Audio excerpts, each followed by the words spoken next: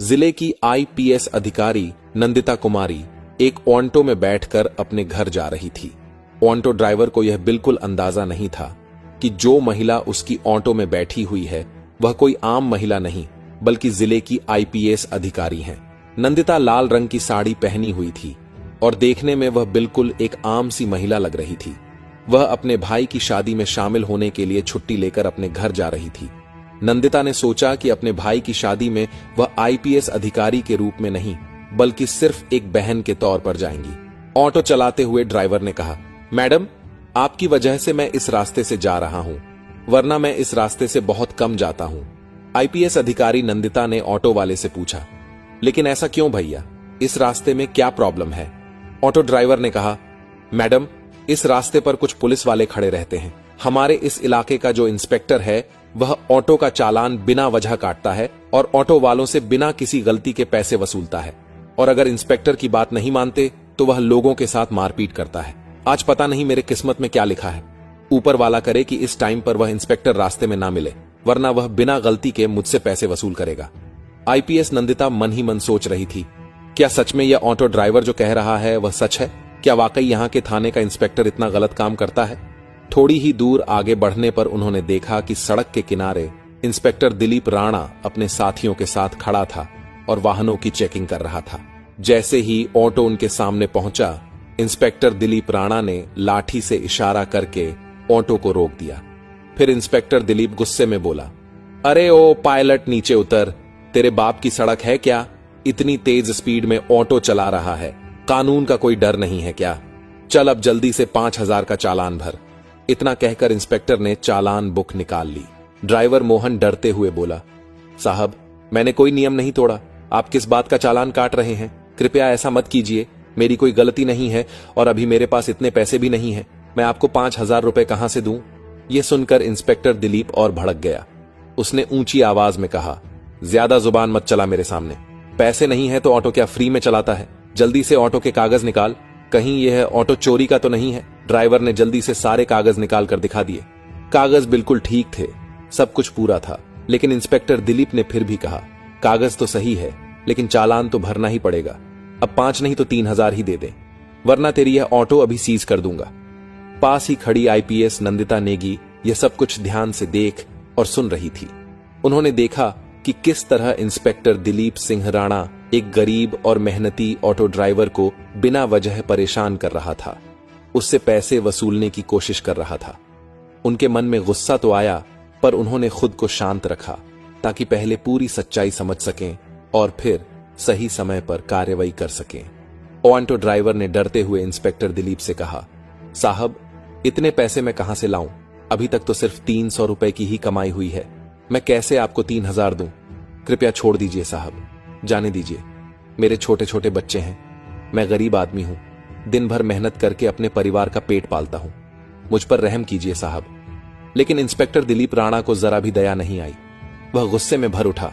उसने ड्राइवर का गिरेबान पकड़कर उसे बुरी तरफ मारने लगा और चिल्लाते हुए बोला, जब पैसे नहीं है तो ऑटो क्यों चलाता है?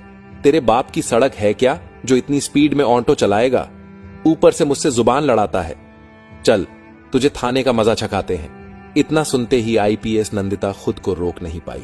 वह तुरंत आगे बढ़ी और इंस्पेक्टर के सामने खड़ी होकर बोली, इंस्पेक्टर, आप बिल्कुल गलत कर रहे हैं। जब ड्राइवर ने कोई गलती नहीं की तो आप उसका चालान क्यों काट रहे हैं? ऊपर से आपने उसके साथ मारपीट किया, यह कानून का उल्लंघन है। आपको कोई हक नहीं है किसी गरीब पर इस तरह का अत्याचार करने का, इसे जाने दीजिए। इंस्पेक्टर दिलीप राणा पहले से ही गुस्से में था। नंदिता की बात सुनकर वह और भड़क गया। उसने ताव में आकर कहा, अच्छा, अब तू मुझे सिखाएगी कि कानून क्या होता है? बहुत जुबान चल रही है तेरी, लगता है तुझे भी जेल की हवा खिलानी पड़ेगी। चल, अब दोनों एक साथ जेल में रहना, वहीं चलाना अपनी जुबान। नंदिता का चेहरा गुस्से से लाल हो गया, पर उन्होंने अपने आप पर काबू रखा। वह देखना चाहती थी कि यह इंस्पेक्टर आखिर किस हद तक गिर सकता है। इंस्पेक्टर दिलीप को यह जरा भी अंदाजा नहीं था कि उसके सामने खड़ी यह साधारण सी साड़ी पहनी महिला कोई आम औरत नहीं बल्कि जिले की आईपीएस अधिकारी नंदिता कुमारी है। दिलीप राणा ने अपने साथियों को आदेश दिया, चलो, दोनों को थाने ले चलो, वहीं देखेंगे इन दोनों की कितनी जुबान चलती है। तभी 2 पुरुष कांस्टेबल और 2 महिला कांस्टेबल तुरंत आगे बढ़े और उन्होंने ड्राइवर और आईपीएस नंदिता को पकड़ लिया। जब वे थाने पहुंचे तो इंस्पेक्टर दिलीप सिंह ने कहा, इन्हें यहीं बैठा दो, अब यहां देखते हैं ये दोनों क्या करते हैं, इनकी औकात तो इन्हें दिखानी पड़ेगी। हवलदारों ने दोनों को एक बेंच पर बैठा दिया। दिलीप सिंह राणा कुर्सी पर बैठा ही था कि तभी उसका मोबाइल पर एक कॉल आया।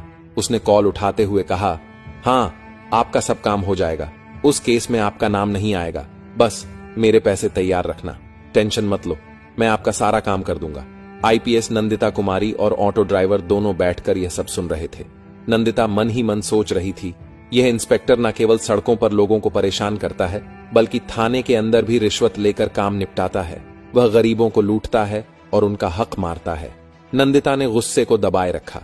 वे जानती थी कि अभी तात्कालिक गुस्से में कुछ करना ठीक नहीं होगा। असली मुकाबला सबूतों और सही तरीके से करना है, ताकि पूरा पुलिस प्रशासन और शहर यह देख सके। वे अंदर से योजना बना रही थीं कि किस तरह इसे सबके सामने बेनकाब और उजागर किया जाए। पास बैठा ऑटो ड्राइवर परेशान था। वह अपने घर और बच्चों की चिंता कर रहा था। नंदिता ने उसकी तरफ देखा और शांत स्वर में कहा, आप घबराइए मत, यह इंस्पेक्टर आपका कुछ नहीं कर पाएगा, मैं आपके साथ हूं, मैंने सब देख लिया है और मैं इसे बेनकाब करूंगी। आप निश्चिंत रहें, आपकी कोई गलती नहीं है, आप सुरक्षित हैं। मैं कोई आम महिला नहीं हूं, मैं आईपीएस अफसर नंदिता कुमारी हूं। मैं इस इंस्पेक्टर के सारे काले कामों का पता लगा रही हूं, इसलिए अभी चुप रहकर सब देख रही हूं, फिर सब साफ करके इसकी औकात लोगों के सामने दिखाऊंगी। यह सुनकर ऑटो ड्राइवर को थोड़ा सुकून मिला। उसने एक गहरी सांस ली और बोला, क्या आप सच में आईपीएस मैडम हैं?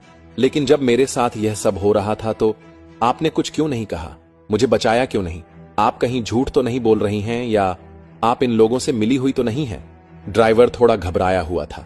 नंदिता ने उसे शांति से भरोसा दिलाया, नहीं, मैं इन लोगों से नहीं मिली हूं, मैं सच में इस इंस्पेक्टर को बेनकाब करने के लिए चुप बैठी हूं। बस मैं देख रही हूं कि यह इंस्पेक्टर और कितने गलत इलीगल काम करता है, इसीलिए अभी चुप हूं, वरना चाहूं तो इसे तुरंत सस्पेंड भी करवा सकती हूं। तुम थोड़ा इंतजार करो, फिर देखो आगे मैं इसका क्या हाल करती हूं। कुछ देर बाद इंस्पेक्टर दिलीप राणा अपने कैबिन में चला गया। फिर उसने एक हवलदार को बुलाया और कहा, उस ऑटो ड्राइवर को बुलाकर लाओ। हवलदार तुरंत बाहर गया और ड्राइवर से बोला, साहब ने आपको अंदर बुलाया है। यह सुनकर ड्राइवर डर गया, मगर कोमल ने उसे हिम्मत दी और कहा, तुम परेशान मत हो, जो भी होगा मैं सब देख लूंगी। वह इंस्पेक्टर के पास गया। इंस्पेक्टर राणा ने ड्राइवर को देखकर हंसते हुए कहा, देख, अगर तुझे तेरी ऑटो बचानी है तो तुझे 3000 रुपए तो देने ही होंगे, वरना मैं तेरी ऑटो सीज कर दूंगा। ऊपर से तू मेरा दुश्मन भी बन जाएगा।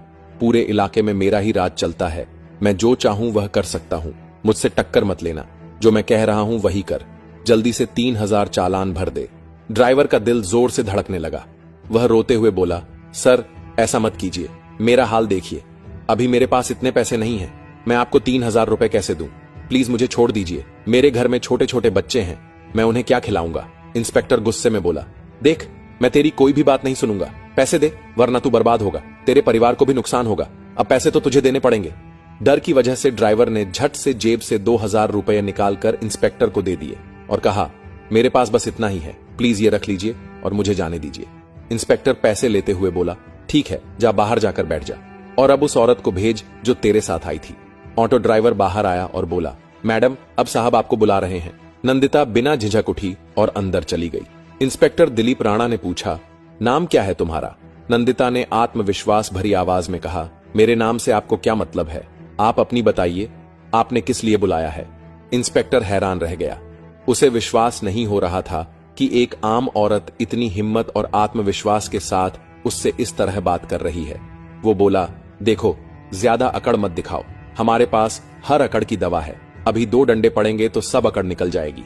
अगर घर जाना है तो जल्दी से 2000 निकालो, वरना जेल की हवा खानी पड़ेगी। नंदिता ने बेखौफ होकर जवाब दिया, मैं आपको 1 रुपया भी नहीं दूंगी, मैंने कोई गलती नहीं की है। आप मुझसे किस बात के पैसे मांग रहे हैं? बिना वजह आपको पैसे देने का क्या मतलब? आप कानून का पालन कर रहे हैं या खुद कानून तोड़ रहे हैं? आपने जो यह वर्दी पहनी है उसका मतलब क्या? सिर्फ गरीबों को डराना है, उनसे पैसे ऐंठना है, क्या यही आपकी ड्यूटी है?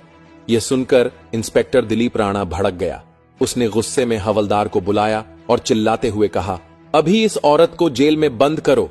हवलदार ने आदेश मानते हुए आईपीएस मैडम को लॉकअप में डाल दिया। किसी को भी इस बात का अंदाजा नहीं था कि आज जो कुछ हो रहा है उसके नतीजे कितने गंभीर होने वाले हैं। नंदिता बिना कुछ बोले शांत खड़ी रहीं।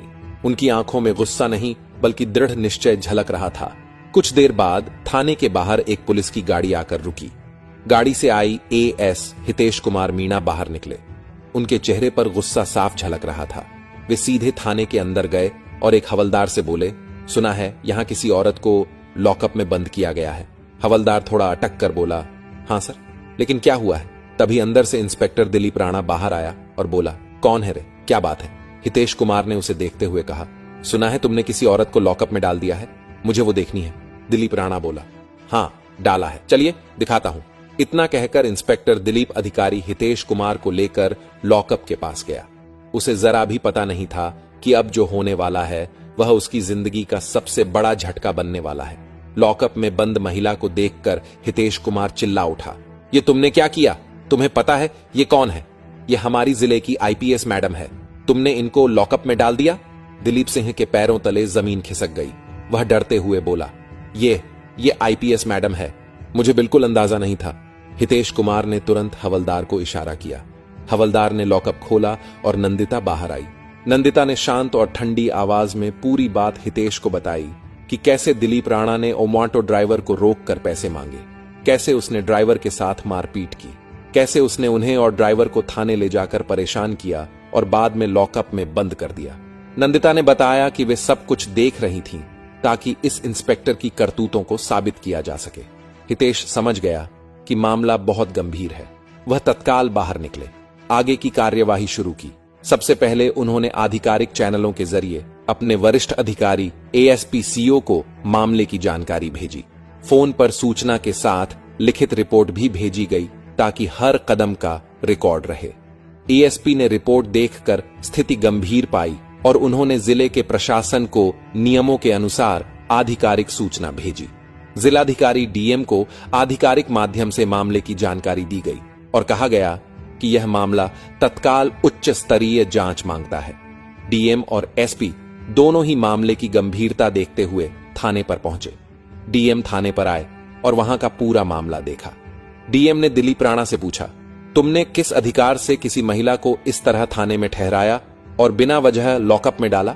डीएम ने स्पष्ट कहा कि यह कार्य कानून का उल्लंघन है। गरीब नागरिकों से रिश्वत मांगना और जानबूझकर पिटाई करना आपराधिक कृत्य है।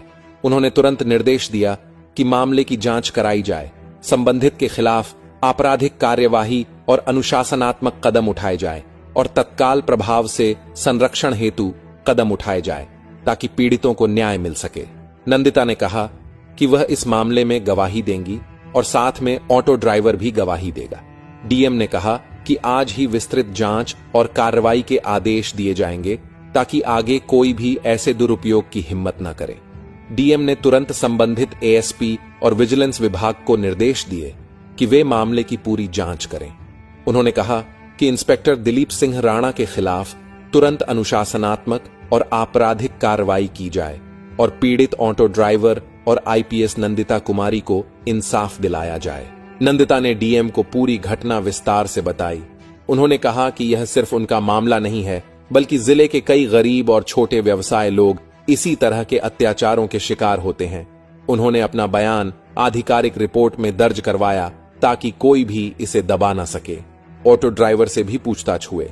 ड्राइवर ने डीएम और जांच अधिकारियों के सामने बताया कि किस तरह से दिलीप राणा ने बिना किसी कारण के चालान भरने और पैसे मांगने की धमकी दी। उसने बताया कि अगर उसने पैसे नहीं दिए होते तो उसका ऑटो सीज हो जाता और परिवार भूखा मर जाता। ऑटो ड्राइवर का बयान भी आधिकारिक फाइल में दर्ज किया गया। जांच शुरू हुई। विजिलेंस टीम ने थाने के रिकॉर्ड और सीसीटीवी फुटेज का अध्ययन किया। उन्होंने देखा कि दिलीप राणा कई बार ऑटो चालकों और गरीब लोगों को डराकर पैसे वसूलता रहा है। अगले दिन सूरज की पहली किरण के साथ शहर की सड़कों पर अधिकारियों की गाड़ियों की लाइन लग गई। एसपी कमिश्नर के साथ कई आईएएस आईपीएस अधिकारी थाने में प्रवेश किया। उन्हें देखकर इंस्पेक्टर दिलीप राणा के चेहरे का रंग उड़ गया। दिलीप राणा की कुछ भी नहीं सुनी गई और उसके हाथों में हथकड़ी डाल दी गई। एसपी कमिश्नर ने आईएएस अधिकारी हितेश को आदेश दिया और कहा, दिलीप राणा को अभी इसी वक्त सलाखों के पीछे डाला जाए। जो कानून का उल्लंघन करेगा उसका यही हाल होएगा। और इसके बाद दिलीप राणा को सलाखों के पीछे डाल दिया गया।